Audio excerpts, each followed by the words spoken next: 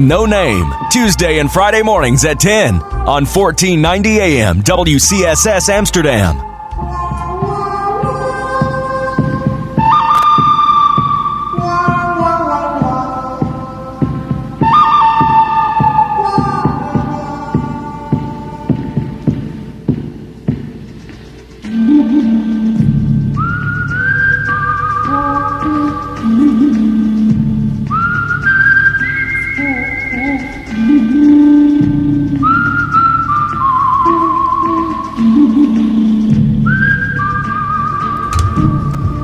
Welcome to the show with no name for Tuesday, September the 9th, 2014.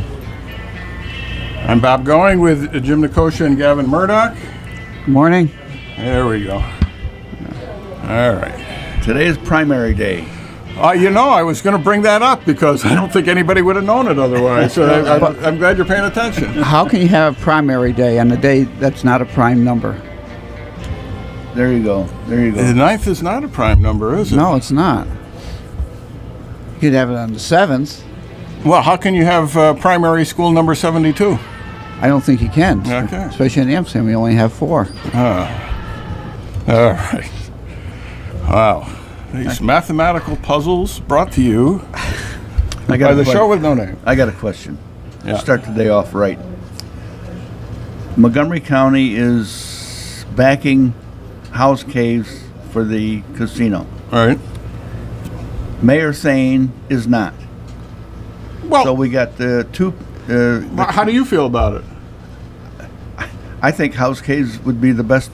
All right. Best bet. Well, personally. your opinion is the same as hers. It means nothing. The common council is who has to vote on it. If anybody. Well, they didn't vote on it. So her opinion is the same as nobody's. All right. Well, I figured that since our boss has got a big business over there, we should be backing that area. It's puzzling the things she does, but she thinks Out of the box. and She thought it was funny though when she started making her speech. I didn't see that. Oh well, when she grabbed the microphone and after the first word, then she giggled a little bit, and then she went on with her speech that she was here before the council once before under a different circumstance. And Wow. Well, what can I say? Anyway, it is primary day in New York, and I think the Democrats have a primary for governor that has received very little notice, unless you're like on Facebook. And yeah. Zephyr Teachout is running against Governor Cuomo in the Democratic primary, and her running mate, what's his name? Wu? What's his name? Wu. I think it's Wu. Yeah, is running for lieutenant governor. Now, here's the thing. Any number of things can happen here. Now, the Cuomo's running mate on the Democratic ticket and the working families ticket, and I think the independence ticket, is the county clerk out in Erie County, okay? Now, let's suppose Wu wins the primary for lieutenant governor, and this has happened before, because, for example, our own Marianne Krupczak defeated Mario Cuomo for lieutenant governor, who was the handpicked choice of Hugh Carey, and was nominated at the Democratic convention, but she challenged him in a primary and won. Okay, so sometimes it happens that the governor's chosen lieutenant governor candidate is, but then New York has this rather unique among the states rule that the governor and lieutenant governor run as a ticket. Okay. Right. All right. So let's assume for the sake of the fun of it, that Wu wins the primary and becomes the Democratic nominee for lieutenant governor, right? Right. But he's only running in that primary. He's not running in an independence primary or a working families party primary. The way the law works in New York is that you can't add the votes together. because they're separate tickets. So any votes that Cuomo gets on the independence ticket or the working family tickets are not added into his Democratic total. He's not in the total. So therefore, he would be running against himself under those circumstances. Now, having anticipated this problem some time ago, we also have the quirky law in New York that the judicial conventions to nominate Supreme Court judges take place after the September primary, like a couple of weeks later. And so the only way you can get Cuomo's choice off the ballot on the Democratic side is if she's nominated for a Supreme Court judgeship in a couple of weeks if she loses the primary. Only in New York State. Because that's you have to be ineligible. You either have to move out of the state. She would either have to move out of the state or run for a judicial office. And you can't run for a judicial office except for the Supreme Court because they hold their conventions after the primary. Otherwise, you would have had to have your petitions in 2 months ago. Got it? No. Wow. So, go on out and vote, Democrats, and have a good time. Now, Cuomo just might get embarrassed here. I don't expect him to lose this primary. Is he ever embarrassed? Is he ever embarrassed by anything that he does? Other people might be embarrassed for him. Let's do that. All right. So the teachers union in particular is hot on him. They made no endorsement in the Democratic primary, but in the grassroots level, there's no question they're back in teach out. Teachers are. The teachers union is a big part of the Democratic vote, of the organized Democratic Party and the people who go out and vote and work for the candidates. Yes, there is. And they tend to be pretty monolithic in their voting. So it would be very, very interesting if they get out and vote with enthusiasm, under the radar because nobody's spending any money on this campaign. And they say that if Cuomo loses 30% of the vote, he's out as a national figure if he loses in this primaries. And it also weakens him for the general election. So anything's likely to happen here. As we said at the top, who even knows there's a primary today? Yeah, that's right. I mean, I haven't even heard Mayor Thane pounding the husting, to get people out to vote here today in her party's primary. I don't recall seeing it in the paper yesterday either. Unless I missed it. I heard it on the radio. Yeah. So there we go. There you go. Only in New York. Maybe not. Maybe some other states. Maybe some other states. There's goofy stuff everywhere. You know what I've been reading? I've been reading Bruce Catton's The Coming Fury, his Pulitzer Prize-winning Civil War, or leading up to the Civil War, the things that were leading up to the Civil War, and what am I hearing in the background here? Am I hearing another radio? I don't hear it. Huh? Well, I don't know. You got a phone call. We'll get to that. Anyway, so we're talking about screwy politics. The politics of 1860, all the way around, were fascinating, and he does his wonderful reports on the party conventions that ended up nominating Stephen Douglas and Abraham Lincoln and John C. Breckinridge and John Bell, the Unionist candidate, and all the ins and outs. It was like reading a Petruccia book, I'll tell you. It was good stuff. So we have a call? Yeah, we have a call. All right, we'll take it then. This is WCSS. You're on the air.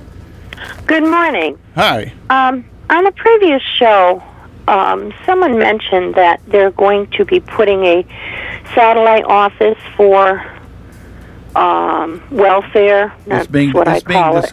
In the Riverfront Center. It's being discussed. It's being discussed. It's not a done deal. Not yet. Not yet. Okay, well, another man called in and he said, boy, why don't they just go to their homes and do it? And Sam, of course, replied, "Gee, don't give him any ideas." And I thought, you know what? Maybe that would be a good idea. Do you understand? Do you understand that we pay their bus and taxi fare to go to Fonda? That's why. That's why they're talking about moving the office here. Yes, but you could go into the home, see who's really living there, and see if they're really qualified for it. Oh, that's They have investigators. Yeah, we do have investigators that do that, and they do a very good job at doing Yes, that too. they do. Okay, because the taxes are going to go up 3 point something, which is below 5 point something, which they said they're under the cap, which I thought the cap was 2%, but I don't know. I don't get it. Mr. Austinfort was favoring this raise, in taxes. And I thought we were going to get rid of a layer of government, and it seems like we're adding more because they're also hiring more people. Yes. Because they need somebody for this now, Well, somebody for that now. They haven't been Don't hired forget, yet. it hasn't happened yet. This is a wish list put forth by the county administrator, and it's not quite the same as being a done deal. They'll end up paying for it with the new fee for registering your automobiles. Which is a baloney because you already pay a fee to New York State. Yes, There's a we New do. York State fee. We'll just go to Fulton County and register our cars. Pardon? I don't think it works that way. I think it still goes to. Doesn't it still go to the county? Not a fee. I don't think the fee. No. The fee is just a tax. It's Well, of course it is. Yeah, of course it It's the is. same amount of letters. No mo- TAXFEE. Yeah, there you go. There you go. Okay, guys. Well, you have a nice day, and I think it's a bad idea to put it in to make it easier for them to just sign up. Hey, what the heck, Yeah. You guys have a great day. Okay. Bye-bye. Okay. Bye-bye. It is making it easier for them to sign up, but the amount of money they'll save in transportation Yeah. to Fonda and back would probably make up for the difference. Absolutely. More than that. Yeah, absolutely. Absolutely. And what do they get? $7, $8, $9 to. The only reason there's not an office here is because the Up County people were mad about having. Yeah. What is going on here? It's not emergency broadcast. That's emergency, yeah. Huh? Yeah, that's emergency. Oh, that's just the emergency broadcast system. Well, we don't have to pay any attention to that. What's the emergency? Oh, I don't know. It could be nuclear war. I don't know. Emergency is that they're giving a lot of raises out to City Hall this week. Now what's going on? This is a test of the State of New York Emergency Alert System. Here we go. In the event of an actual emergency, I this think system would bring you important information. I think it's Putin. He's trying to keep us off the air. Is concluded. Oh, glad to see it works. All right. That was the emergency broadcast system, but it was only a test, folks. So yeah, Okay.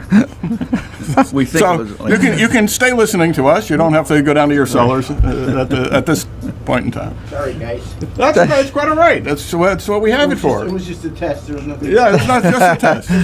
Just log it in, Joe. As long as you did automatic. we thought it was an emergency that they're giving all the raises at City Hall this week. Oh, jeez. 2% all around, I guess.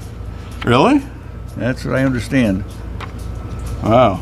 It's all the raises they didn't get last time. They're going to put the papers in this week. Oh. Keep talking, guys. I'm looking for something.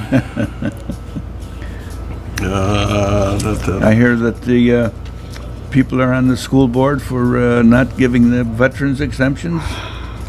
Did I hear that somewhere? somebody called in and asked a question about that, and this is one of those governmental pass the buck deals. The governor says, "Yeah, you can give them a You can give it, you can give them an exemption, but it's up to you to come up with a way to make up for Make the up lost for the money." difference?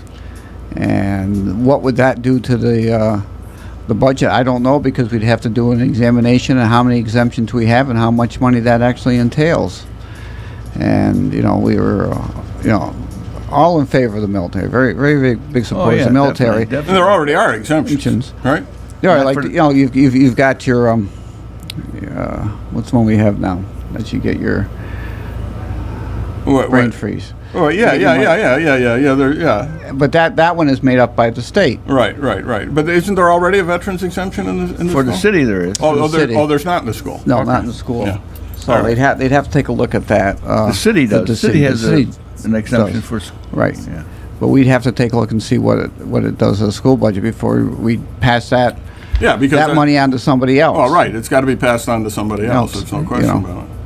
So I can't say the board's against it. We just need to make a determination whether it's a feasible thing to do or not, Yeah, and how much? and how much it's going to be. And But that's a Governor Cuomo pass it on. It's an unfunded. It's like an unfunded mandate. You have to do it, but we're not going to pay you for it. It's up to you to figure it out. yeah, The STAR forms went out the that's what other I was day to thinking, the everyone. STAR. So if you're eligible, don't forget to fill out the papers. right. That's for now. The regular STAR is permanent. Right. If you Right. filled it out last If you year. filled it out last Yeah. year. Yeah, yeah. The enhanced star you have to fill out. yeah. We used to have an assessor who would actually call up people every year Yes. and say, "Hey, you haven't got your form in yet." Well, they didn't call this year, but they mailed everything to everybody. Well, that's nice. Of course, I got one anyway. You got one? You're an enhanced individual? I'm an enhanced. Yes, I'm very enhanced. Is that due to your length of life? Yeah. How old do you have to be? I don't know. Oh, half of it is part of it is you have to make less than so much. Oh yeah, well, I don't make anything, other than the 100,000 we get on this. Well, I think I made the age limit. I think. Yeah, you probably made the age limit back in the Eisenhower administration, but. By the way, I want to say special hello to my daughter Louisa, listening out in Waltham, Massachusetts today. She got up real early to do one of those international business deals with India this morning. So now she's back at the house. So, so hi, Louisa. I hope you're having a lovely day, and get ready for that big half marathon you're about to do. Yeah. Which half is she doing, the front end or the back end? I think she's doing the back end because Yeah. she intends to cross the finish line. Okay. Yeah. Yeah. Okay. Yeah. Yeah, she's going to get in midway and run to the finish line. And this is in Good deal. Boston, so that's Ooh. yeah, it's the Boston Half Marathon. Yeah, that's about a month from now. Yeah, about a month from now. I think it's Columbus Day weekend, if I'm not mistaken. Yeah, cool, huh? That is, yeah. It is. Yeah. Yeah. This week we are, of course, remembering the events of September 11, 2001. It's getting increasingly distant at this point, but I got to tell you, I was in New York last week and really got my first good look at the new building, and it just dominates the landscape. Yeah. All of a sudden, it's there, and it's something. It's something. Remind me to also tell you about going to see James Earl Jones on a play. Yes. Yes. This is WCSS. You're on the air.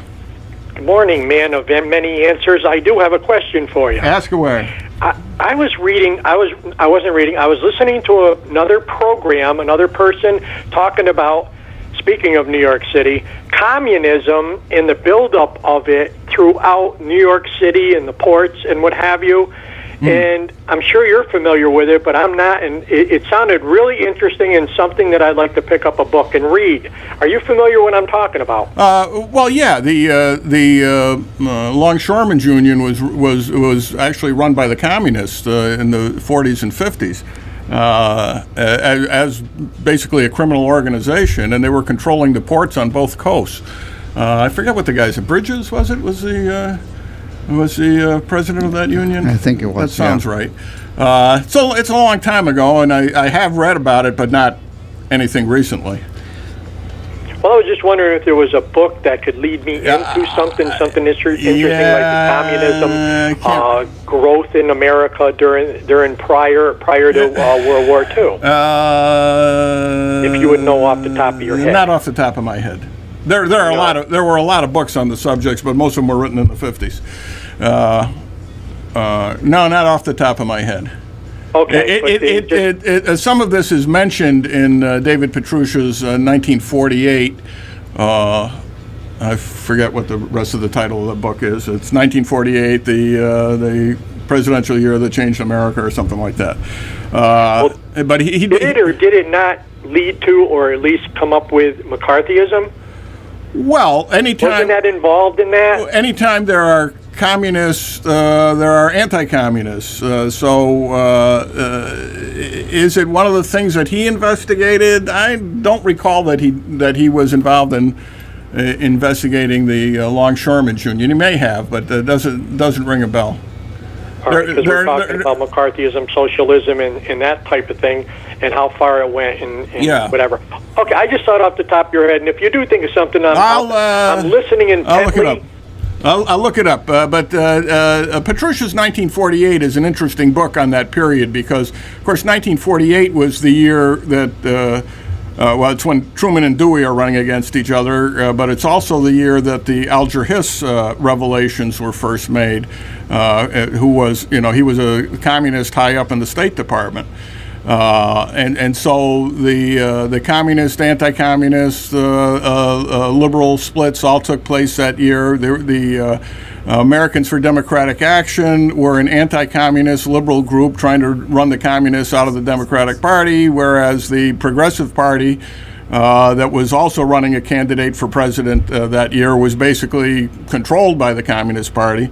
At a time when the Communist Party was beginning to be outlawed in this country. So all that stuff is it's a big part of his book. Isn't it? And it's a good read. Doesn't that involve also with the rental wars down there that were involved? Different people owning the buildings and rental wars were involved too, or am I going into a different... No, especially in New York City. I mean, there was one guy who... congressman who actually was a communist, I think, and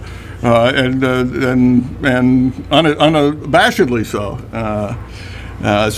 So yeah, I mean, there was the far left movement in New York City, or parts of New York City, was very strong. Yeah. It sounds pretty interesting, and our country could have gone by the wayside if something didn't happen. It could have. It could have. Yep. As it turned out, Viva la France. As it turns out, okay, you know what? I'll be listening again, and it just seems like a very interesting topic that I think maybe I'll just throw into the hobby books of myself. I'll bring David on, and we'll explain the whole thing. I appreciate that. Thank you. Okay. Bye. Anyway, so we're down. I went down with David. David Earl Jones. James. That's what I'm about to say. James he snarfed some tickets for James Earl Jones in You Can't Take It With You, the great George Kaufman, Moss Hart comedy from the 30s. And it's a huge cast. There's like 18 people in the cast, and they all run around the same room.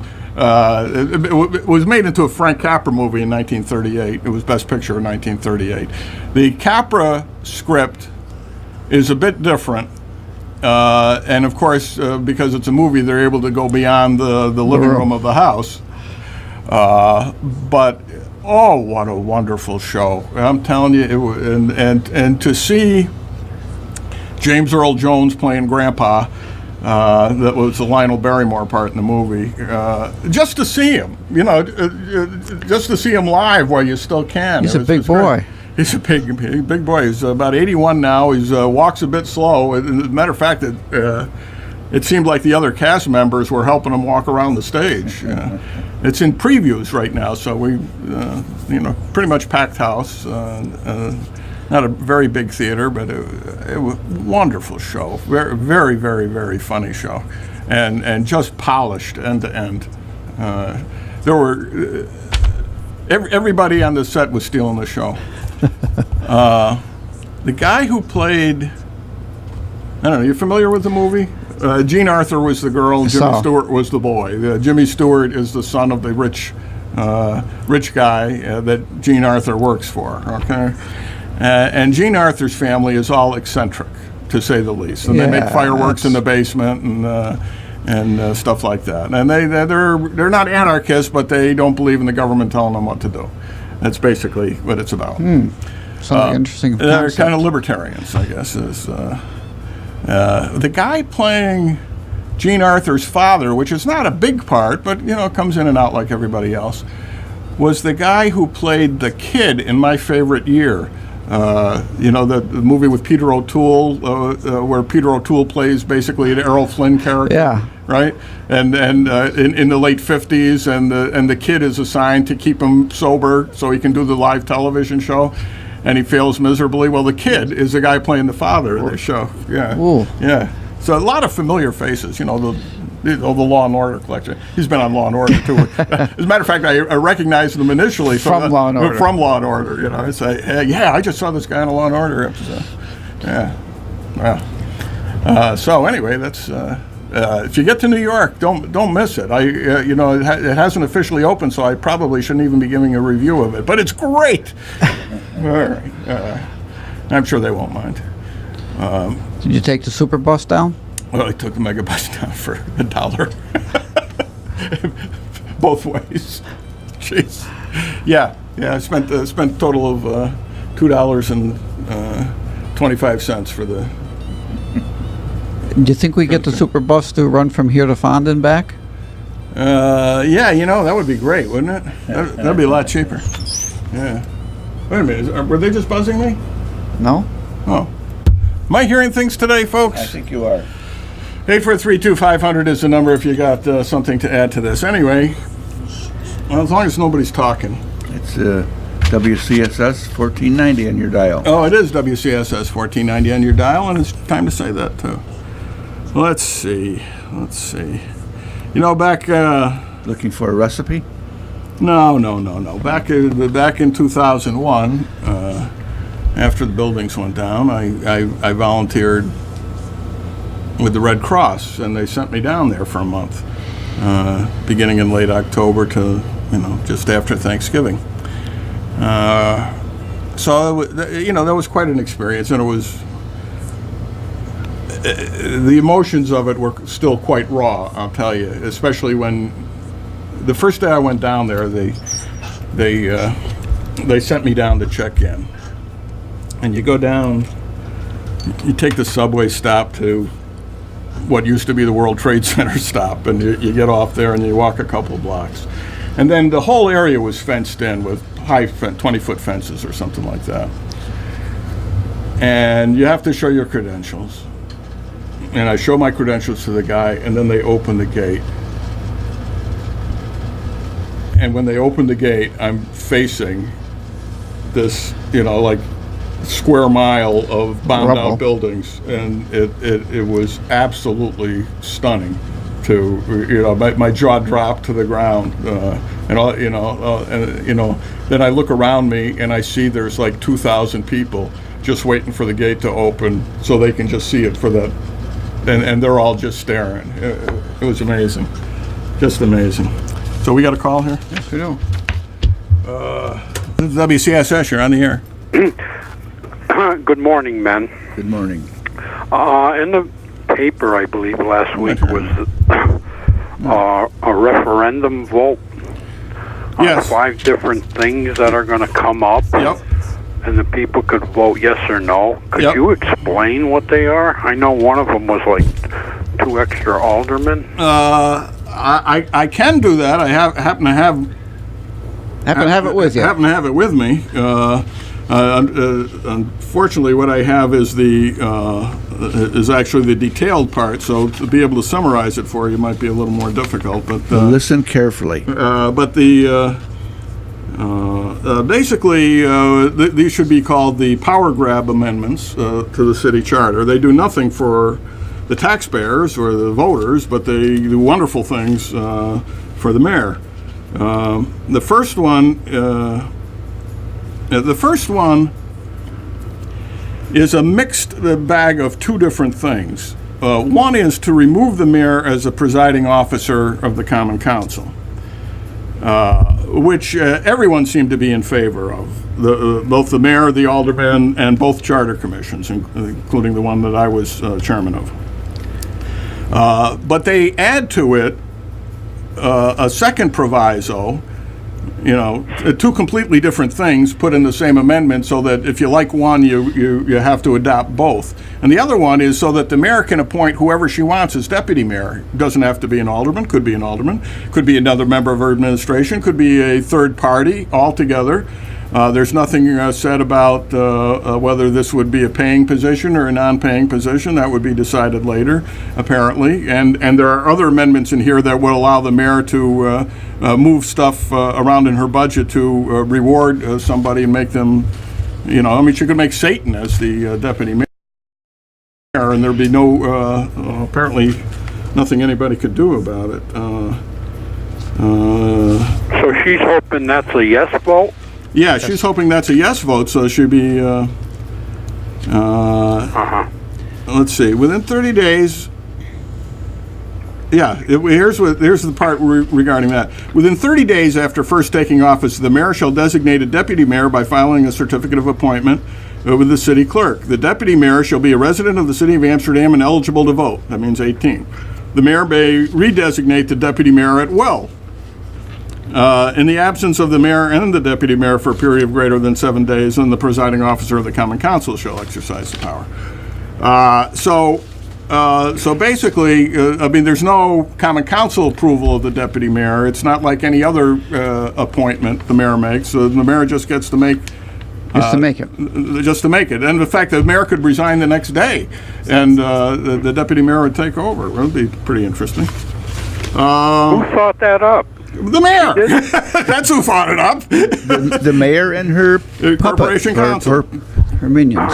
I don't understand it. Well, she even though you try to explain it the best you could, she appointed the entire body, that the charter commission that voted on this. There was no input from anyone else, and they were making remarks like, "Well, this is what the administration wants. This is what we have to do." And I don't know if you saw Mike or heard Michael Chayera on our Friday show. He was on this commission and voted no on nearly all of these matters, and right. And he explained what it was like on the inside. There's a video of that up on Facebook and YouTube if you're interested. That's one of the 5, right? Yeah, that's one. Number 2 is the alderman at large. In other words, they would add 2 aldermen who would be elected at large. And that basically is the whole story of that. I don't think that needs any further explanation. That's a no vote. The third and fourth ones, or maybe this is still part of it. This is multiple pages. Okay, the third one is the third one is trying to win the lawsuit from January all over again, and changing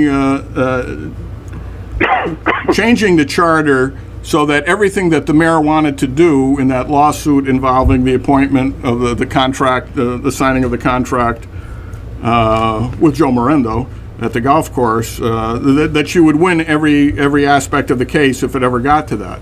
You may recall that when it went to court, the judge ruled in the mayor's favor on the limited entry level issue, which is whether the common council had the power to approve the contract in the first place, and never reached all the other issues, like once it's approved, does the mayor have to sign it? Well, this is basically saying the mayor has absolute veto power over everything, and you can't override the veto, is essentially what it's saying. In other words, if the common council approves something and the mayor doesn't like it, she can ignore it. And that's what this whole charter provision says in a nutshell. And again, it goes on for about 12 pages. So then, I can't. The papers are sticking here, so I can't exactly see where the fourth one. I see why. I'm seeing why the fourth and the fifth are separated, because they're out of order. All right, the fourth one says basically that we have a strong mayor form of government. The mayor appoints everything. The mayor, everybody answers to the mayor, and changes all kinds of stuff that is not currently in the charter to give the mayor more powers than she already has. The fifth one is the most bizarre. It's the best one, and it shows you where their heads are on this thing. The fifth one basically gives the mayor unfettered control over a huge part of the city budget, and essentially takes the common council out of the checks and balances business by giving the mayor the authority to move budget items around, and most importantly, gives certain department heads, including herself, a guaranteed percentage of the entire budget, which is crazy stuff. They're giving her 4.5% of the entire budget that she can basically do with as she wants. And they can't reduce it. And they can't reduce it. And she can hire whoever she wants with this money and do whatever she wants with this money, and the Common Council's got no say in it whatsoever. Now, it's probably unconstitutional. And if it's not, it's the baddest form of government I've ever heard of. And to get the controller to go along with it, she includes the controller here guaranteeing. So you can't cut positions in the controller's office, even if the technology allows it. You know, if tomorrow you were able to save money in the controller's office by privatizing the collection of taxes, for example, or by putting in a computer program that eliminates 2 positions because everything can be done automatically instead of adding it up on your fingers like they sometimes have to do. In other words, there's no provision other than they get the money no matter what. And that is such a dangerous thing to begin with, and a stupid thing. And why any taxpayer would agree to that is beyond me. So if you want a system of checks and balances, which is what our constitutional form of government is, you got to vote against all these things, because all this does is give dictatorial powers to the mayor. All 5 provisions, actually. And these resolutions will be on the November edition to the November ballot? These will be on the November ballot, yes. All 5. We'll get into them in more detail as we get closer to Election Day. Okay. All right, Mr. Murdoch, I heard you talk about the veterans exemption. Cecilia Katchik, the state senator, was on Sam's show last week. And did you hear it? No, I didn't. I guess she said that it's already passed by the state and that it's up to individual school districts. And yes, I just heard you say that there are some before you vote in favor or against it, there's some numbers that would have to be looked at. No, I know what you're saying. I know, but don't you think the first step that the school board and the superintendent should take is to find out how many veterans would be interested in this and how many they are, how many there are, and have like a sign-up period? They'd have to take a look. Absolutely, you'd have to see how many there are and what the value of the property. Absolutely. Eligible and don't come forward to the school board or the school district, why should I be included in this? Right. But I don't think it's. I think if we approved it, I think part of that due diligence would also be on the school board to ensure that every veteran who would be eligible would be included in this. It's got to work. We want to have it work both ways. If we decide it's a good thing and the way the funding is going to be is acceptable, then we would have to make sure that we did a real good job of due diligence on here to ensure that every vet who would be eligible for this would be included in this. It works both ways. And then you don't know where every vet is. No, we don't. And I think we'd have to enlist the local veterans organizations and service organizations in a canvas to ensure that nobody gets left out of the program if the program is adapted. Sure. Absolutely. Should be made available to all veterans. Make it available to all of them who are eligible and make sure that whatever necessary paperwork is needed will be taken care of. All right, thank you very much, men. Okay, thank you. Bye-bye. Oh, boy. I'm trying to see who's even running. I don't think there are any local races in Montgomery County, are there, in the primary? No. There's a bunch in Schenectady. That's ours. And a bunch of people I know, and a couple of them have exceptionally long names. Okay, and I drove by their signs like 5 times, and finally I just had to put the brakes on and stop so I could try to read them. So I could read what they were voting for, because you can't get past the name. except for Jill Polk, who was my law clerk down in Otsego County when I was family court judge down there for a month. That's a great name. If you've got to run for office and you got to have a sign up, Jill Polk, perfect. 4 and 5 letters, right? All right, but Brian De La Fleur, Patricia Rodriguez, forget it. Forget it. Don't even know what they're running for. Okay. This is WCSS. You're on the air. Good morning, George and fellas. How are you? Good morning. I think I have a comment, then a question, and then followed by another comment. I have a feeling right now that ex-President Jimmy Carter is kind of relieved that he's not going to be The worst president known ever. as the worst president in the modern era. No, I think he's annoyed. He keeps sticking his nose in, trying to make things worse. He's certainly developing a reputation as the greatest or the worst ex-president of all time. He wanted to be both. So I think it's annoying him that he's not the worst. You think he's reluctant to give up that title then? I do. I really do. Without that title, he's got nothing. Yes.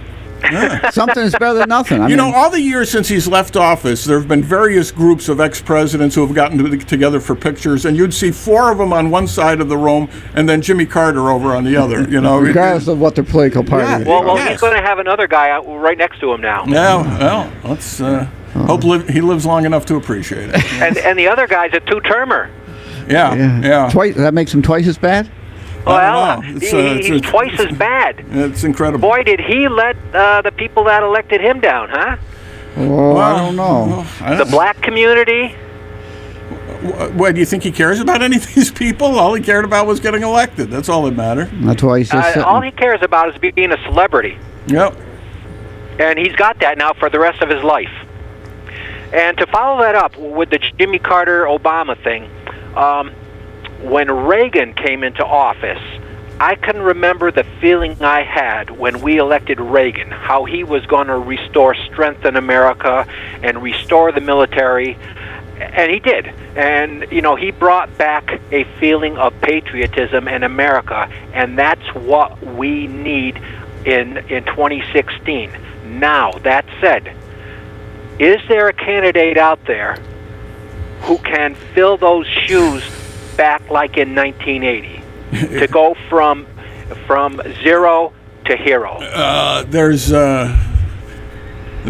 no other Reagan. I think the guy was sui generis, and he was given us to God for the time that he was there. At just the right time. No, but we need a Reagan-esque figure right now. Are there any out there? No, but there are a lot of good guys out there. There's plenty of guys on the Republican side I could see as being, well, of course they'd all look great by comparison, but being really solid candidates and solid presidents. Right? I can think of half a dozen off the top of my head. But let me ask you this: don't you think Mitt Romney is looking pretty good right now? Well, when they had him on one of the Sunday morning talk shows, reflecting back on some of the points during some of the debates in the last time. Look, Mitt Romney cleaned Obama's clock in the primaries, and he still didn't get elected. But he was looking pretty good doing that. I mean, he hit all the points. He hit them right. He hit them well. He hit them smoothly.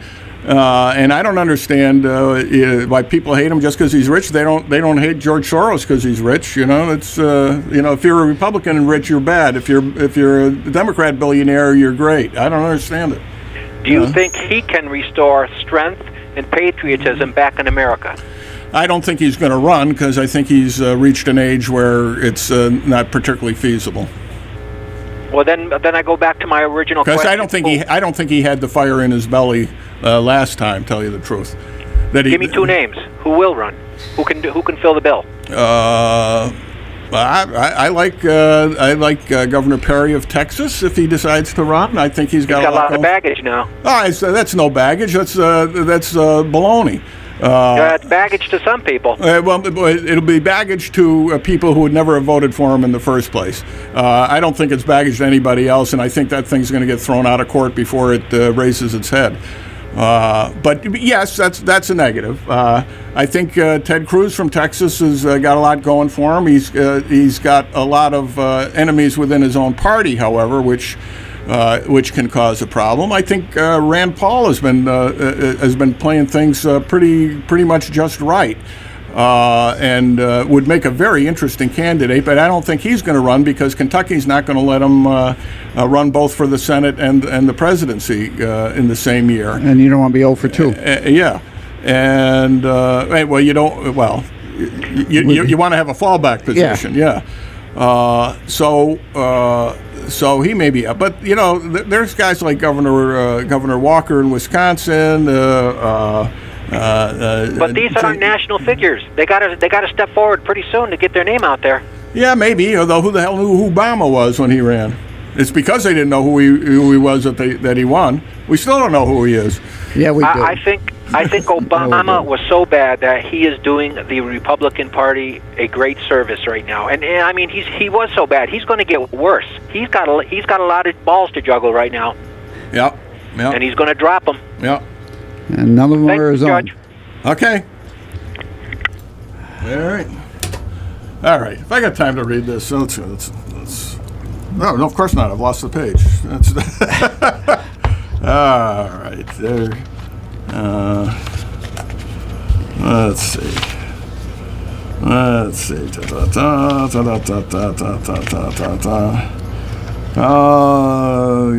Yes, here we go. This is from my Ground Zero diary, and it was written at the time, in the middle of the night, when I was down there in November. What book's that in, Bob? Oh, this is the book called The Judge Report, Musings of a Conservative Republican Pro-Life Catholic Red Sox Fanatic Currently Hiding Out in Amsterdam, New York, USA.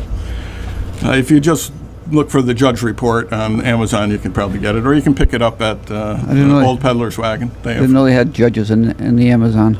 Yeah, that's true. Anyway, I call this section The Cross at Ground Zero. On Sundays, Catholic Mass is celebrated at Ground Zero beneath an unusual icon. Discovered in the rubble, standing erect, rescue workers found a perfectly formed steel cross and immediately rallied to it as a symbol of hope. It stands at the front of the site in solemn defiance of all that is surrounding it. Many look upon it as a miracle.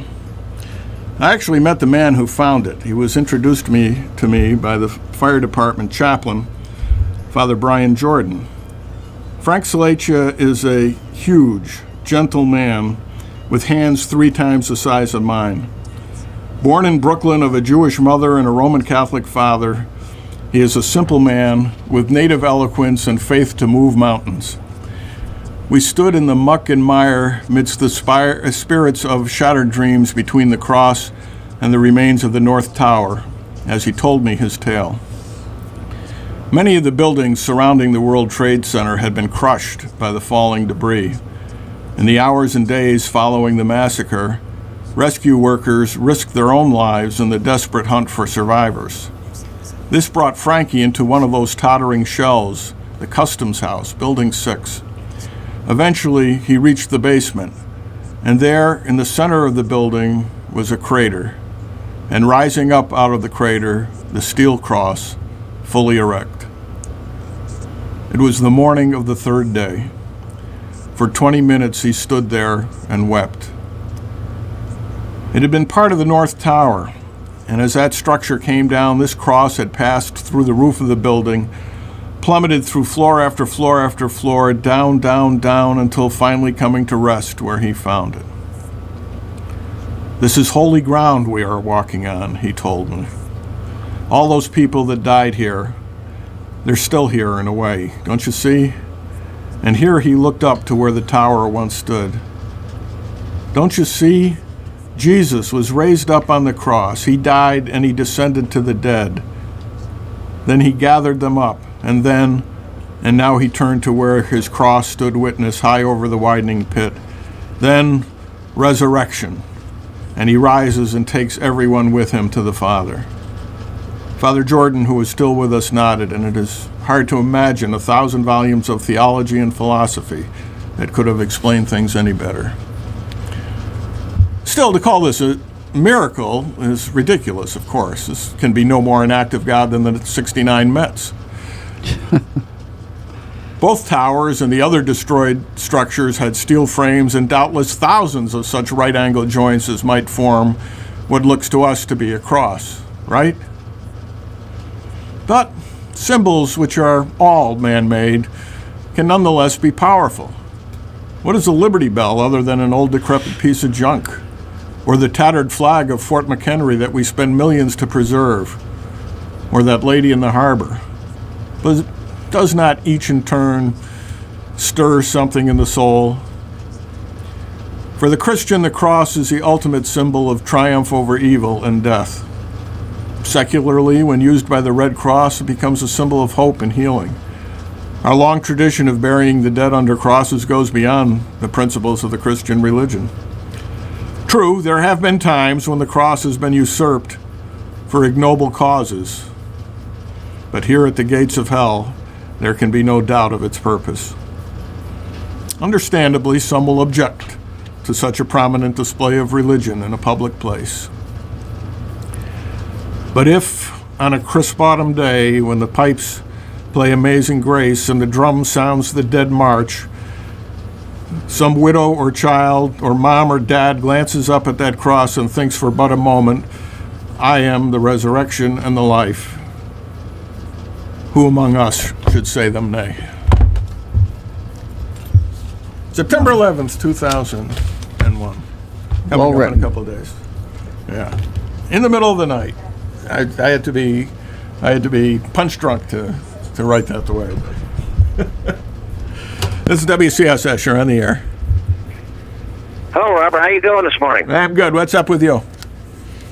Hey, you hearing more about the City of Amsterdam sharing services with the county? No. Well, that's a short call. You want what's that? This is a short call. No, nothing. I know nothing on the subject. No, I didn't think so. So I mean, that's what's going to have to happen down the road. Like I said before, when I was up there a couple of years ago, and it seems like nobody wants to work together. Well, everybody talks about it. Everybody talks about it. Of course, you remember about almost 18 years ago, and I mean that's what it has to do down the road. Yeah. So, I don't know, and I'm just waiting to hear from something about it, which I'm not there, which I don't think I care right at this point, but it's going to be, right? Everybody wants their other health insurance and all this stuff, but nobody wants to, help the city. Amsterdam, especially the older people, like taxpayers, Yeah. They want to be thinking about the. We ought to just re-merge with Fulton County. They split in 1838 because Fulton County wanted to keep their courthouse instead of moving the capital of Fonda. Something, Bob, but nobody wants the city taking landfill. Yeah. I'm not going to mention nothing about that, too much about that, but that was all, and there's a big thing about that, and of course I'm not going to say anything. So, and I want to tell you something before I hang up the phone. I want to keep you awake because I just missed a couple of people up there. I missed my friend Misty from Academy Street and a couple other people, and that's all. All right. Okay. Okay, Bob. Thank you. Check in again. Bye, Jim. Bye-bye. Bye, Paul. This was WCSS. Okay. All right. Oh. Magic. Yeah. Coming back. Oh. Wait. Well, I don't know. Well, this is what we do. We just kind of wait and see if the phone calls for us. Because if I start talking about something else, we'll get interrupted, and everybody starts. That is for us. That's for us. This is WCSS. You're on the air. Hey, I want to talk about the veterans deal. Yeah. The city assessor should have how many veterans are. Oh yeah, absolutely. You press a button, you'll get the whole list. Absolutely. That's the hope. Yep. That's So the that hope shouldn't we be get a on. reason why they can't get some figures, right? Correct. Oh, it won't stop them from getting the figures. It ought to speed things up, actually, yes. Unless the criteria are different. I don't know about that. The criteria might be different. What? Okay. Okay, thank you. All righty. Yeah. Yeah, sometimes those things aren't as difficult to get the answer. Devil's to. in the details sometimes. Yeah. Yep. Okay. All right. Where were you when the planes hit? I was in my office at the high school, and John Davy came into my office at school and said, "You better turn TV on. A plane just hit one of the towers in New York." And we turned it on, and then watch the other one go. Watch the other one get hit. Yeah. So here's what. And I think right after that, or at that same time, every teacher in the high school who had access to a TV or anything had it on, and I think now my son Jamie was in the high school at the time, and you may actually have dealt with him that day because he was a little upset, and he was upset because the night before we had driven our foreign exchange student, his friend, to JFK Airport. The last thing the kid did was he asked me to pull over on the Whitestone Bridge so he could get a picture. Of the New York skyline, one of the last pictures taken of the World Trade Center. We left him at the airport and did not see him get on his plane, and there was a thunderstorm going on, and the possibility it was going to be delayed, and the kid was 16 years old, but I wanted to get home, so I said, he'll be all right, don't worry about it. Okay, so the next morning, we see the planes hit, and we don't know where, we don't know anything about it. Neither does anybody else. Right. For all I know, the plane leaving New York could have turned around and come back, and that was the plane hitting the tower. And that's all we knew. And Jamie calls me from school, and I guess they actually gave him permission to call Italy from the school to make sure. But on our schedule, the kid would not have been landed in Italy yet at that point. And so the not knowing was just god awful. And every one of my kids had a story to tell. One of Anna's roommates had a father who was working at the World Trade Center that day.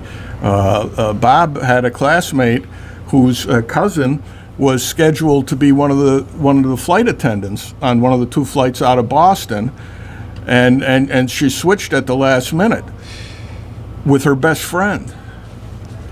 My sister-in-law calls up her roommate in New Jersey, who says, I can't talk to you now because I'm on the phone with Lisa Beamer, whose husband led the attack on the flight from Pittsburgh.